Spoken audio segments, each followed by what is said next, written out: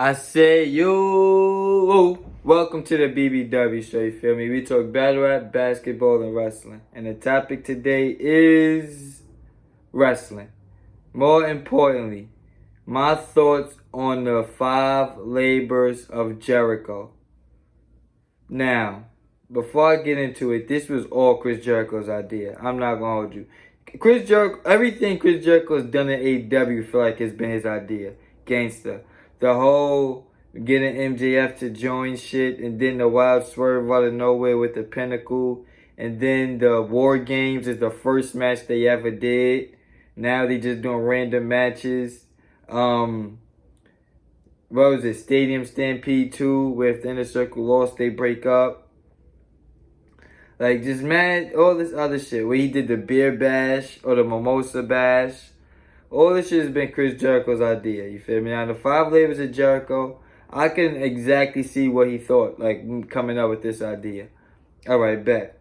Niggas is shitting on me on Twitter about my matches, right? Saying I can't wrestle. I'm about to wrestle 5 weeks in a row and show niggas I still got it. That was his game plan going into it. I tell you right now. I've never met him a day in my life, and I could tell you that's what he was thinking. Like, yeah, I'm about to go in there every week and have at least a 16-minute match with different niggas that I haven't wrestled in years or ever, and watch these be great matches. If we being honest, I feel like they all started going down. They all went downhill. I feel like, probably besides the MJF match, Shawn Spears was the best match. Gangster. So it was Shawn Spears. That was on a scale from 1 to 10. I would say that was about a 6, 7, because of chair stipulation. Number 2 was who? Nick Gage. That was an ass match. I don't even like shit. I'm disqualified. Number 3 was what? Juventud. That was ass. That was like, I give that a 4. And I'm just being nice. Gangster. No, I give that a 5. Wardlow and Chris Jericho, I give a 4. That was ass. That was an ass match. That shit was shitty. And then him and MJF, that was better. That was better. That was probably better than him and Shawn Spears too. Now, let's talk about the match itself. So he couldn't use the Judas Effect finisher move in a crowd. He couldn't use his entrance music. AEW was begging, literally begging the fans all week to sing it. I think they literally put up the lyrics on their Twitter of the Judas song. Begging the fans to literally say it. You feel me? And now the fans did it. That was cute too. That was cute too. The fans started saying it. A lot of niggas was looking through their phones. A lot of niggas was just mumbling words. But it was cute. It was a cute attempt. So now we get to the match. You heard. Pretty good match. Pretty decent match. In a way, I kind of feel like this was the best match they had. For some reason, I don't remember the second match. I don't. I only remember the match where it was like, if MJF wins, he joined in the circle. I don't remember the third match they had. You feel me?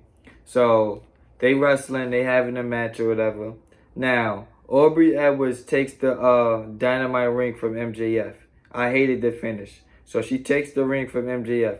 Chris Jericho uses the bat behind the referee back. He uses the bat, alright? Uses the bat behind the referee's back. Okay? He does it. She doesn't see him cheating. Now, he's wide open to use the Judas Effect. But he doesn't. Like, you already cheated to use the bat. Why don't you cheat to fuck over the hill? You feel me? He doesn't do it. So he goes for it and stops like a dumbass. MJF sits him with his own move and then puts him in a submission. Jericho taps out. I like that because it was surprising and nobody expected it. I do feel like this was a good win too. I don't feel like MJF needed it, but I feel like it was a good win.